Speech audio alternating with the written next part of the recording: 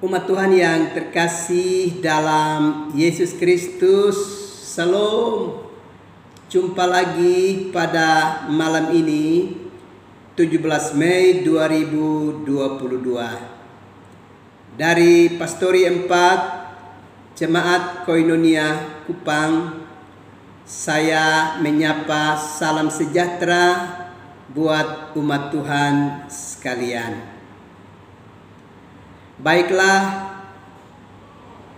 marilah kita mengangkat syukur kita kepada Tuhan dan mendengarkan kebenaran firman-Nya. Mari kita berdoa. Tuhan Yesus, kami sungguh membutuhkan firman-Mu di dalam hidup kami. Karena itu datanglah dan memberkati kami sekalian. Demi Yesus Kristus yang adalah firman yang hidup itu, kami berdoa. Amin. Umat Tuhan yang terkasih dalam Yesus Kristus, saya mengajak kita mendengarkan kebenaran firman Allah yang saya akan bacakan di dalam pertama Samuel pasalnya yang kedua, ayatnya yang ke-26. Beginilah bunyi firman Allah. Tetapi Samuel yang muda itu semakin besar dan semakin disukai, baik di hadapan Tuhan maupun di hadapan manusia. Bapak Ibu, saudara-saudara yang terkasih di dalam Yesus Kristus, kalau kita bisa hidup sampai dengan hari ini, itu karena kebesaran kasih sayang Tuhan bagi kita sekalian. Dan tentu keberadaan kita di bumi ini sangatlah diharapkan bahwa hari-hari hidup kita bisa menyukakan hati Tuhan dan juga menyukakan hati sesama kita, umat manusia. Ini penting bagi kita karena di sana sini kita menyaksikan bahwa banyak orang yang sedang melakukan aktivitas hidupnya tidak lagi menyukakan hati Tuhan dan juga menyukakan hati sesama umat manusia. Berbagai-bagai tindak kejahatan makin menjadi di tengah-tengah kehidupan dunia ini. Bahkan orang tidak saling peduli, bahkan saling mengkhianati satu dengan yang lainnya. Ini tentu sebuah bentuk kehidupan yang memprihatinkan kehidupan kita. Padahal kita mesti sadar bahwa hidup kita di bumi ini ada batas waktunya. Karenanya selagi kehidupan itu masih Tuhan izinkan menjadi bagian kita, kita mesti memaknainya dan mengisi hari-hari hidup kita dengan hal-hal yang mempermuliakan nama Tuhan dan yang mendatangkan damai sejahtera bagi hidup bersama. Hari ini saya mengajak kita untuk belajar dari pertama Samuel pasal yang kedua, ayatnya yang ke-26 tentang kehidupan Samuel. Ayat yang ke-26 tadi dengan jelas terbaca Tetapi Samuel yang muda itu semakin besar dan semakin disukai, baik di hadapan Tuhan maupun di hadapan manusia. Kita semua pasti ingat bahwa Samuel adalah salah satu anak dari Elkanah, dan ibunya bernama Hana. Jika kita baca di dalam pertama Samuel, maka kita bisa dapat melihat bahwa Elkanah memiliki 2 orang istri. Yang pertama bernama Hana dan yang kedua bernama Penina. Hana sebagai istri yang pertama, menurut kesaksian Alkitab, kandungannya ditutup oleh Tuhan, maka dia tidak dapat memberikan keturunan bagi Elkanah. Tetapi istri yang kedua, Penina, itu memperoleh keturunan, dan dari keturunan yang diperoleh Penina itu membuatnya menjadi pribadi yang angkuh, menjadi pribadi yang sombong. Dan itu terbukti dia terus mengolok dan mengejek Hana, istri yang pertama dari Elkanah. Memang pada zaman itu, kalau ada perempuan yang berumah tangga, tetapi kalau tidak mempunyai keturunan, maka itu akan menjadi buah bibir dari orang-orang di sekitarnya. Dan itu ternyata dialami oleh Hana, istri yang pertama dari Elkanah. Itulah sebabnya Hana memang mengalami penderitaan yang hebat. Karena itu dia bergumul kepada Tuhan.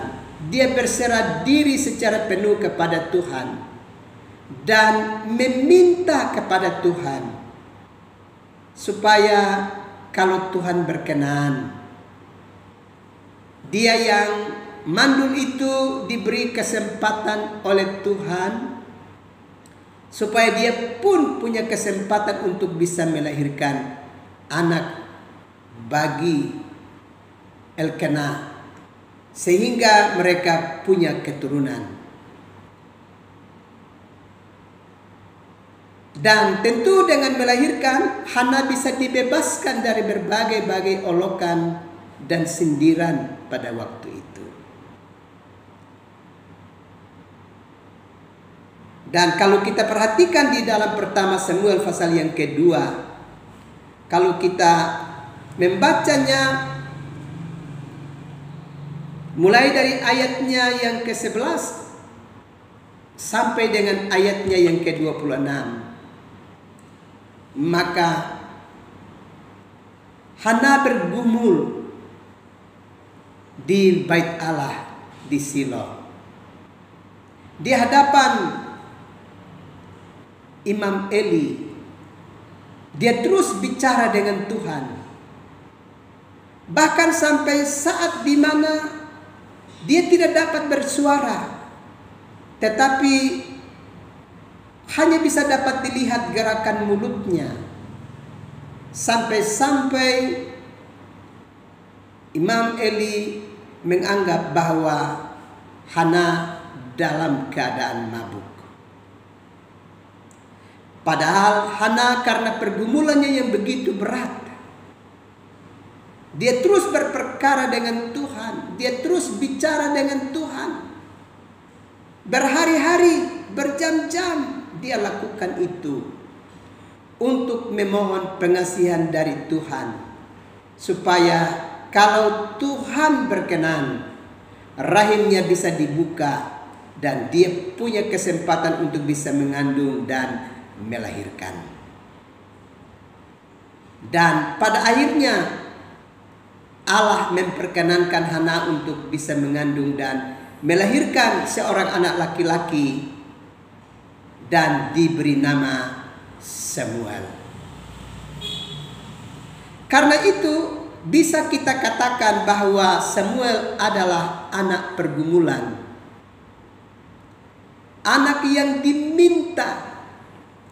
Kita ingat kata-kata daripada Hana di dalam bacaan kitab suci. Dia mengingatkan bahwa untuk mendapatkan anak itulah ia telah berdoa, ia telah meminta kepada Tuhan. Dengan demikian Samuel hadir untuk menyelamatkan ibunya Hana dari berbagai-bagai olokan dan sindiran, sehingga dia dapat membebaskan ibunya dari berbagai-bagai tekanan yang amat berat yang diperoleh dari orang-orang di sekitarnya. Bapak, Ibu, saudara-saudara yang terkasih di dalam Yesus Kristus, dari perenungan ini ada beberapa hal yang perlu kita perhatikan dengan baik. Yang pertama, bahwa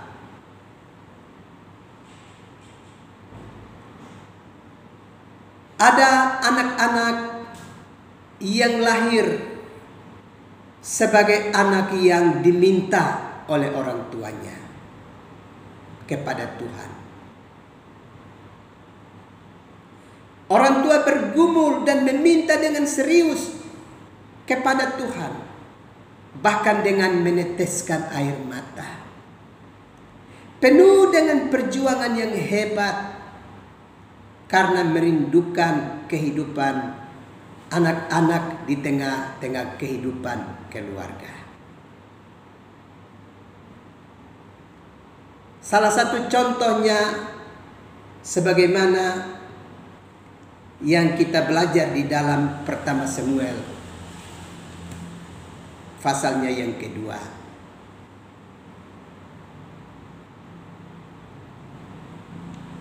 Samuel adalah bukti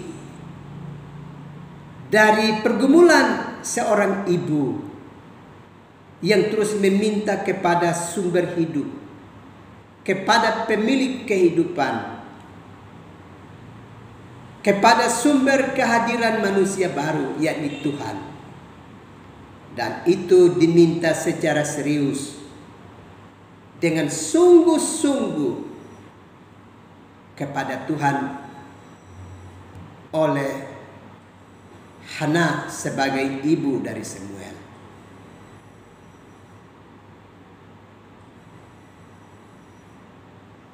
Dan kita bersyukur bahwa anak yang diminta dengan begitu luar biasa itu mengalami pertumbuhan yang hebat.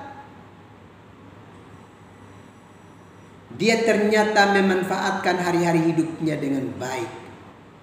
Sekalipun dia itu hidup di tengah-tengah kehidupan keluarga yang anak-anaknya hidup brutal, tapi Samuel sendiri bisa mengekang dirinya sedemikian rupa menjadi anak yang dihormati Tuhan dan dihormati oleh sesama umat manusia.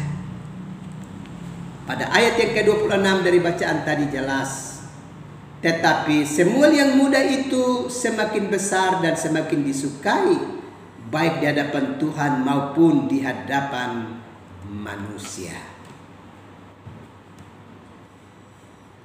Ternyata anak pergumulan ini menjalani hari-hari hidupnya dengan sedemikian rupa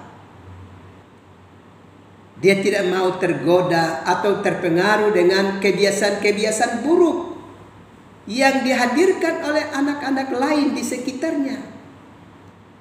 Tapi dia benar-benar fokus dan berserah diri kepada Tuhan.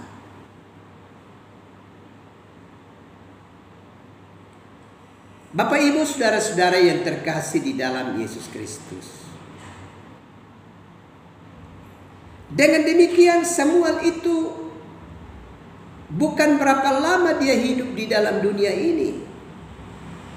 Tetapi yang terutama adalah dia telah mengalami perkembangan yang begitu luar biasa di hadapan Tuhan.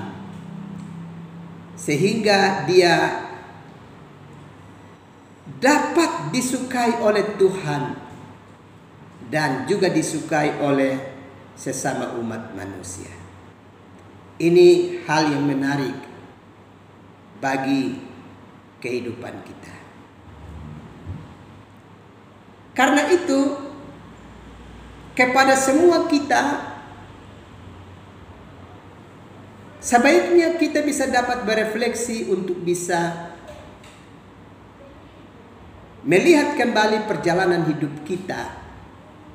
Apakah perjalanan hidup kita ini sedang disukai oleh Tuhan? Ataukah justru kita sedang menjalani satu model kehidupan yang membuat Allah tidak lagi menyukai kehidupan kita? Kita bisa ingat kejahatan dari anak-anak Eli, Hofni dan Pinehas, yang ternyata berperilaku yang begitu jahat dan keji. Maka mereka tidak lagi disukai oleh Tuhan. Dan akhirnya Allah berkeputusan harus membinasakan hidup mereka di tengah-tengah kehidupan dunia ini. Karena itu, Bapak, Ibu, saudara-saudara yang terkasih dalam Yesus Kristus, jangan kita bangga dengan berapa lama kita sedang hidup di dalam dunia ini, atau berapa banyak yang sedang kita miliki di dalam hidup kita. Tapi sebaiknya kita bertanya pada diri kita, adakah Tuhan menyukai hidup kita? Atau jangan-jangan Tuhan sudah tidak lagi menyukai kehidupan kita, karena kita sedang mewarnai perjalanan hidup kita dengan perkara-perkara yang tidak berkenan kepadanya. Mari masing-masing kita segera berefleksi. Dan kalau kita sadar bahwa kita sedang melakukan sesuatu yang membuat Allah tidak lagi menyukai kehidupan kita, karena kita melanggar perintah-perintahnya, titah-titahnya di dalam hidup kita, maka sebaiknya kita ambil keputusan untuk mengalami pertobatan sebelum kita terlambat, sebelum Allah memurkai kehidupan kita dan terpaksa harus membinasakan kehidupan kita di bumi ini. Mari belajar dari kehidupan Samuel, bertumbuh sedemikian rupa sehingga disukai Tuhan dan juga disukai oleh sesama umat manusia. Kita pasti bisa, karena Roh Kudus sudah ada di dalam hidup kita dan siap membantu kita untuk hidup di dalam kebenaran. Kiranya Tuhan memberkati kita sekalian. Amin. Mari kita berdoa. Segala puji, hormat, dan sembah kami nyatakan kepadamu Bapa, karena firman-Mu terus memberkati kehidupan kami. Biarlah kami mendengarkan firman-Mu dan kami siap merubah kehidupan kami yang jahat dan gemar melakukan kebaikan-kebaikan di dalam hidup ini. Sehingga pertumbuhan kami, pertumbuhan yang terus bertumbuh ke arah yang lebih baik. Terima kasih Tuhan untuk firman-Mu. Sesaat lagi kami akan beristirahat malam. Hamba terus berdoa untuk umat-Mu yang dalam penderitaan sakit, baik dalam rumah tangga mereka maupun di rumah-rumah sakit baik di rumah sakit di Kota Kupang ini, juga di Surabaya, Jakarta, Bandung, Denpasar, di mana saja umat-Mu sedang bergerak untuk mencari pemulihan melalui perawatan medis. Tuhan Yesus, berkenanlah Tuhan membantu umat-Mu. Kalau Tuhan berkenan, Tuhan dapat memulihkan kehidupan mereka. Terima kasih Tuhan.